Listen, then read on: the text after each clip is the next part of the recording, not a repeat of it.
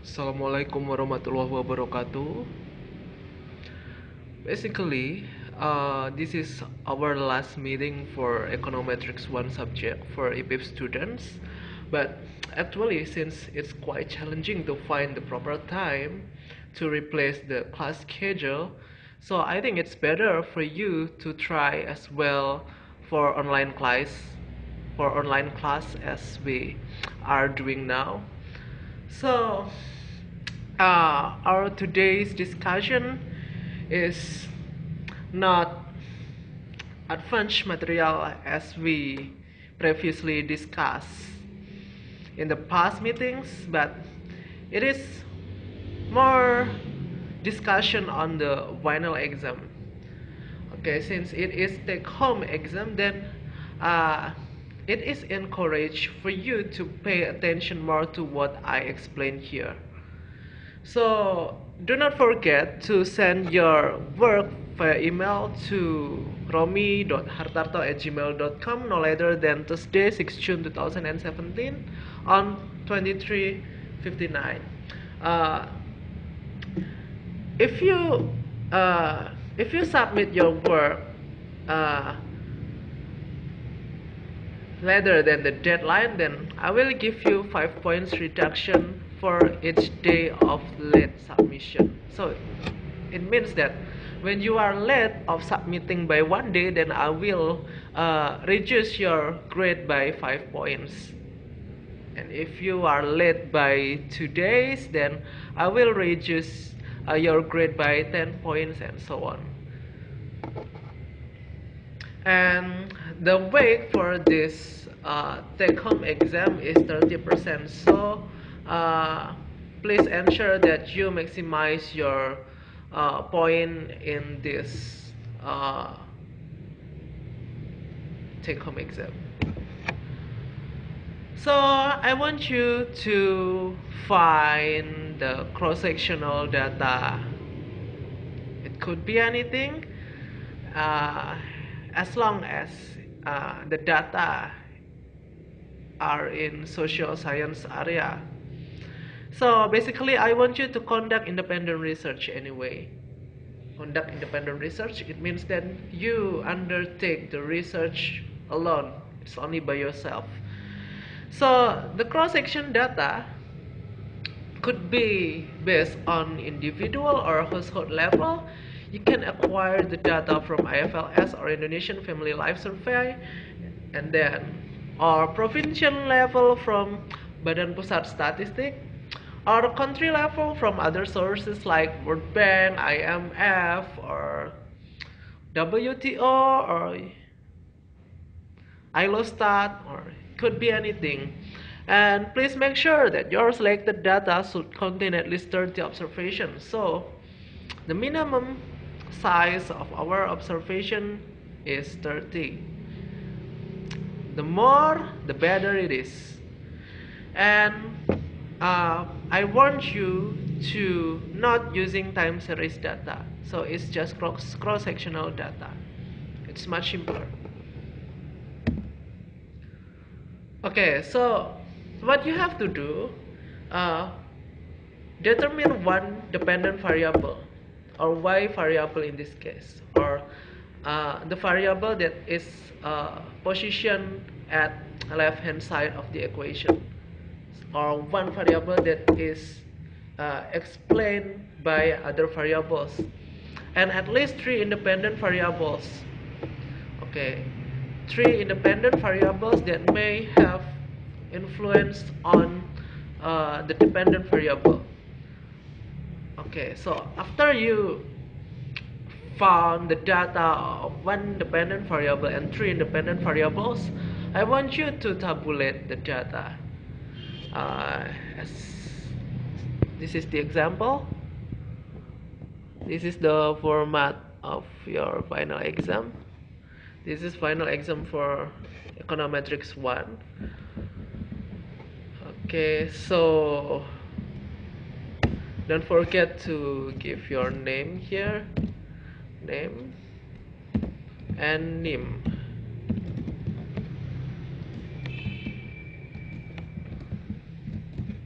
your name and name here.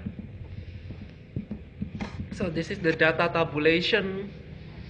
Like this is the dependent variable. In this case, I want to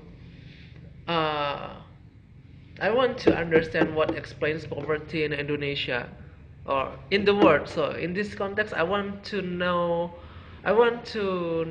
what explains the poverty in the world.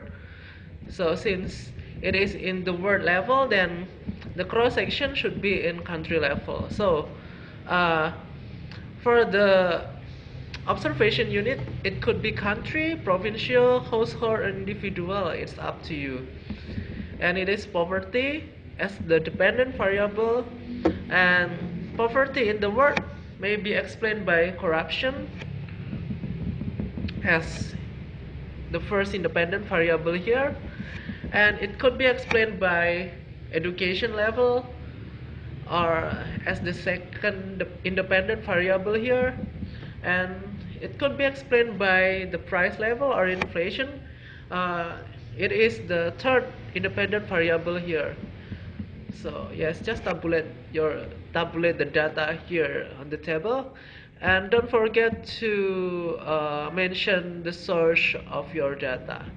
If it is from BPS, then yes, just write BPS here. Okay, next.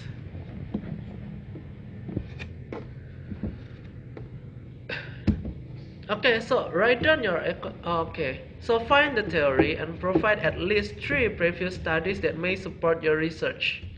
After you find the theory and the previous studies, then state the hypothesis that relate each independent variable with the dependent variable, whether the relation is positive or negative. And okay, once you state the hypothesis, do not forget to explain your argument or rationale in detail for each hypothesis based on the theory and the previous research that you have read and enclosed it before. So I will give you an example. It would be like this one. So this is the basic theory. You can add any curve or anything here. Basic theory, yes. Suppose that there's a theory that may explain the relationship between corruption and poverty. Okay, just add here. Or you found that there's a theory linking the educational level with the poverty rate. Okay, you can add here. And suppose that you also found the theory that relates the link between inflation and poverty, then you can add it here. So this is the basic theory. Okay, and then you can add up to 3 previous studies here. The more studies, the better they are. Okay, so you have to attach at least 3 previous studies here. So for the previous study 1, you just write the last name of the writer and the year of the work has been published. And then for the previous study 2, you can write the same, only last name of the writer as followed by the year of it has been published until the previous study 3. And do not forget to give explanation about what the previous study is all about. Explanation. Yeah, it can be the result of the study and the methodology that the study employs. Yes, it could be like that. The methodology and the case, like the location of the study, whether it is conducted for a specific country or specific province. Yes, don't forget to mention it.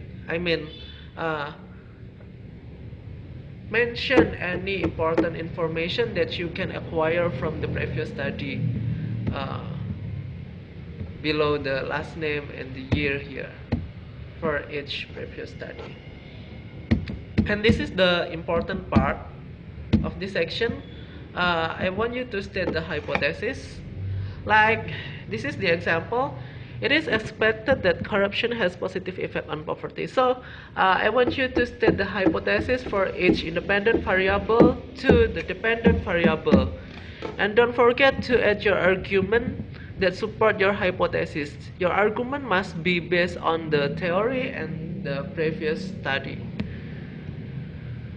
So, okay, I think it's simple for you to do that. And then go on to the next section. So the next section would be about, wait, where's the arrow? Okay, so I want you to write down your econometric model and provide the information about all the coefficients below the model as well as their unit of measurement in parentheses. Then regress your data and ensure that your regression result is exempted from heteroscedasticity and multicollinearity problem. I forget to add the normality test here. And then, using t-test and f-test with significance level of 5%, interpret your regression output. Interpret the adjusted R-square as well. So, there is R-square and adjusted R-square. I want you to interpret adjusted R-squares, since it is more valid in interpretation. And do not forget to attach the if-use or stat output so I can check whether you are right or incorrect while interpreting the coefficient. So this one is the format for this section. So where's the arrow? Okay. So this is the econometric model. Since it is cross-section, so since it is based on cross-section data, then do not forget to add the subscript below each coefficient, like yi. Okay, I means I refers to individual observation or unit of observation. It could be household, individuals, or country or provincial. Okay, and then give the explanation for each variable here, like y is poverty rate, as well as the unit of measurement. So poverty rate is in percent, and do it for other variables here. You have to add the parameter like beta 0, beta 1, beta 2, beta 3. It should be, it should be beta 2 and it should be beta 3. Okay. Add the important information based on the econometric model that you have written. And then regression output, so it contains copy from if-use or stata. And then the estimated equation based on the if-use or stata output. You have to write the estimation equation in this format. Okay, do not forget to add the standard error and t-statistic below each parameter. And then heteroscedasticity test, do not forget to add the output if-use and your interpretation regarding the output from if-use. Then multicollinearity test, use the output, do not forget to attach the output of if-use and your interpretation of it. And then normality test, output if-use is still required here, as well as your interpretation of it. And this is the most important part about the t-test. Okay, it is about your interpretation based on the output if-use in the regression output section, like this one. You can interpret this like using significance level of 5%, there's enough evidence that 1% increase in what is x1, 1% increase in it's corruption, it must be in index, so the unit of measurement should be in point. So it means that using significance level of 5%, we have enough evidence to conclude that any increase in corruption index by 1 point will lead to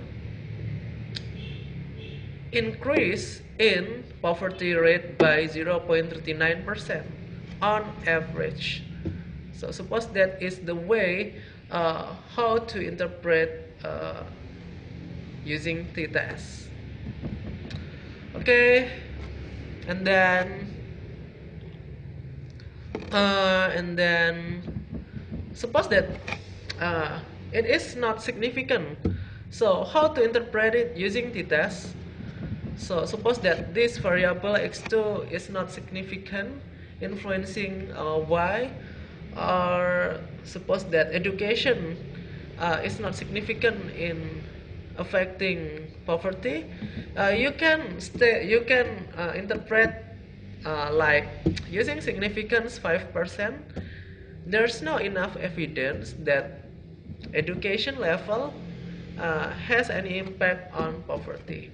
That's enough. You don't have to mention the number or the sign, whether it is positive or negative, since it doesn't have any impact, that it's not important anymore. So that's the t-test. F-test is like the t-test, but t-test is interpreted partially, but F-test entirely or simultaneously. And then adjusted R-square. Okay, so you just track the adjusted R-square section in the fuse output, and then just interpret it as what I have lectured in the past meetings. And then this is the last section. It is about conclusion. Okay, so where it is? Yes, I should shift the cell phone here. Okay, so this is the conclusion part. So conclude the results as well as the suggestions for further research based on your findings. Do not forget to enclose the reference list in the last section. Okay, so this is you have to write the conclusion based on your research finding. Okay, and the order of the conclusion must be aligned with the order of the hypothesis. So okay, your conclusion must your conclusion has to answer the hypothesis to prove whether it is right, wrong, or having no impact. So make sure that your conclusion is aligned with the hypothesis, and the order of the hypothesis and the order of conclusion were the same. And then you can add the suggestion for further research about what needs to improve based on your research finding, or suggestion for the government. Okay, you can add you can choose one. Whether it is suggestion for further research or suggestion for the government based on your research finding. And do not forget to attach the reference list, because you quote previous studies to support your research. Okay, so make sure that the book that you read for the basic theory and the previous studies that you quote to support your research 3 of them must be included the reference list.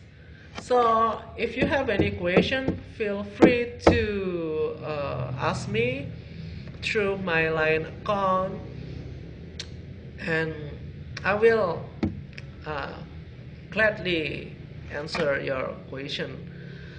And then if you want to be considered present in my class, just type your name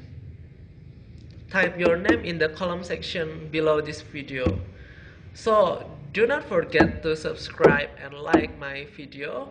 I'm Romi Hartarto. Assalamualaikum warahmatullahi wabarakatuh.